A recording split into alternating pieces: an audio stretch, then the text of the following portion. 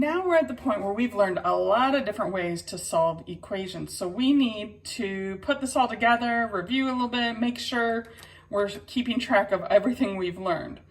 The first thing we need to be able to do to decide how to solve an equation is to identify what kind of equation we're dealing with. And so here's a list of different kinds of functions. So linear, let's just recap what these mean and then we'll try to match them. Linear is often y equals mx plus b. We've also seen it in like a standard form where it's ax plus bx equals c, but really what's important is that it's x to the first power. There's no squaring, cubing. Linear means straight line, x to the first. A system means more than one equation. So if we're graphing like 2 or 3 lines at the same time, that's a system of linear equations. Quadratic means we have an x squared. And maybe there's an ax squared plus bx plus c. Maybe it's in vertex form, but we have x is going to be squared in the equation. A radical means square root or cube root or fourth roots. Our roots, radical is another way to say it's one of these roots. Rational equations are fractions where we had polynomial divided by another polynomial.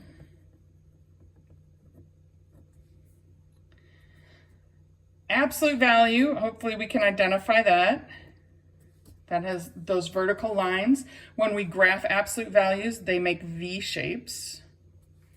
And then none of the above, not every function is one of these, right? This is not an exhaustive list of every function out there. These are just the ones that we should be familiar with at this point. All right, so let's see what we get. First equation, I see an x squared. That makes it quadratic, so that's a C for quadratic. I see fractions. Do you see how the root word ratio is in rational? Ratio means fractions. So if the x is in the denominator especially, that's a rational equation. All right, number 3. There's a lot going on here, but all I see is x is to the first power. There's no x squareds, no x cubes. So that's linear. It's a complicated linear equation, but there's no square roots, absolute values, any of that stuff. It's just x to the first power with some numbers on there. That's a square root, so that's a radical equation, D. Number 5 has absolute value, F. Number 6, that is also radical. It's a cube root. So in this one, we would need to cube both sides, raise it to the third power to solve for it, but that's still a radical equation. Ooh, number 7, that's something else, right? This is an x to the third power. It's 3 to the x power. This is called an exponential equation. Maybe you've heard of exponential growth. That's we might have seen that in a math or science class. That is not something we've dealt with. That's a part G, none of the above. X squared, that's a quadratic, part C. This one is also an x squared. It's just in parentheses, but if we used FOIL to multiply this out, we'd definitely get x squared. So that's quadratic, C. This is what we mean by a system. And often in a system of equations, you might also see a singular curly bracket. We usually don't put the curly bracket on the right side, just the left, to say that this is a group of equations. So that's what part B, the system of linear equations, looks like. Finally, number 11. Number 11, they're trying to trick us with the square root of 2. Square root of 2 is just a number. Now, if it were square root of x, that's a radical equation. But square root of 2, that's just a number. So we don't consider that a radical equation. We're going to consider that a constant, meaning it doesn't change.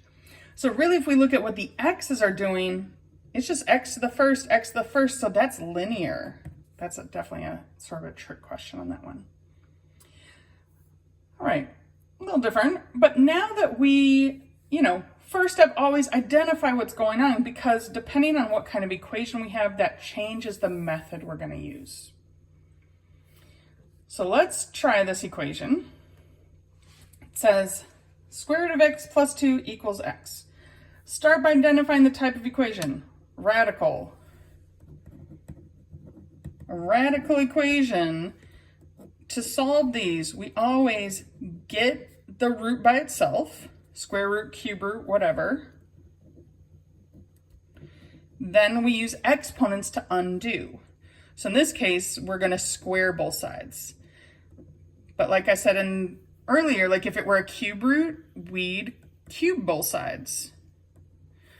Whatever we need to get that square root or radical undone.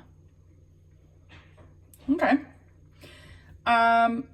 In radical equations, you do need to check your answers.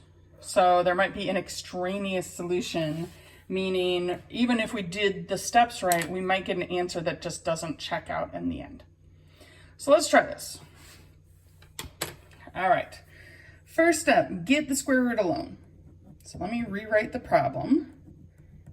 So what that would look like is subtracting 2 from both sides. We have to get the radical alone before I can square both sides.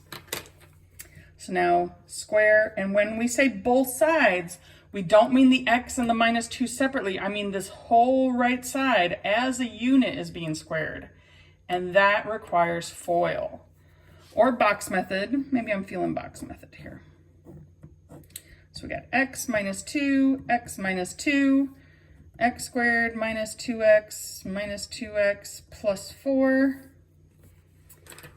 So on the right side, I'm going to get x squared, and then the middle 2 become minus 4x plus 4.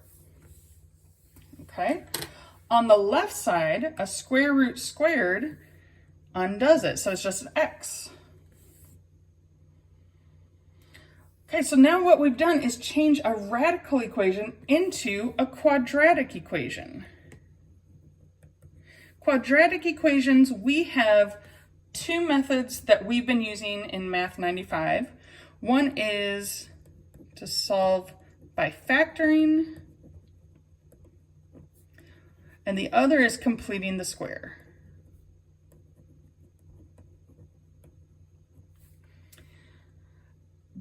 The third method that we did more in previous classes is quadratic formula. Let me just list it here, or quadratic formula. So there really is a choice of 3. For solving by factoring or the quadratic formula, we need equals 0. And really completing the square, I don't want this x hanging out here. So I need to move the x over. Whichever method of these 3 we pick, I need to subtract x. So then what I get is 0 equals x squared minus 5x plus 4. Now what I would suggest is always check solve by factoring. If it's an easy factoring problem, that's the easiest method. Now, if it doesn't factor easily, then we have to make a choice, but let's try factoring at least. What times what makes 4 and would add to -5? Well, that's -1 and -4.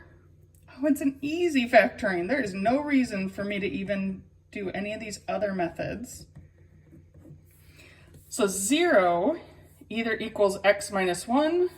So let me just write that. X minus 1 equals 0, or x minus 4 equals 0. So our 2 solutions are 1 or 4. But this is that one where you have to check. All right, so I got 2 answers that seem reasonable. I'm gonna go up here and check them real quick. Doesn't have to be a long thing to check, but we gotta do it. So under this, I'm gonna plug in 1. Square root of 1 plus 2, does that equal 1? I'm replacing both x's with 1s. That does not work. 3 does not equal 1. Uh-oh, let's see if the 4 works. Square root of 4 plus 2, does that equal 4?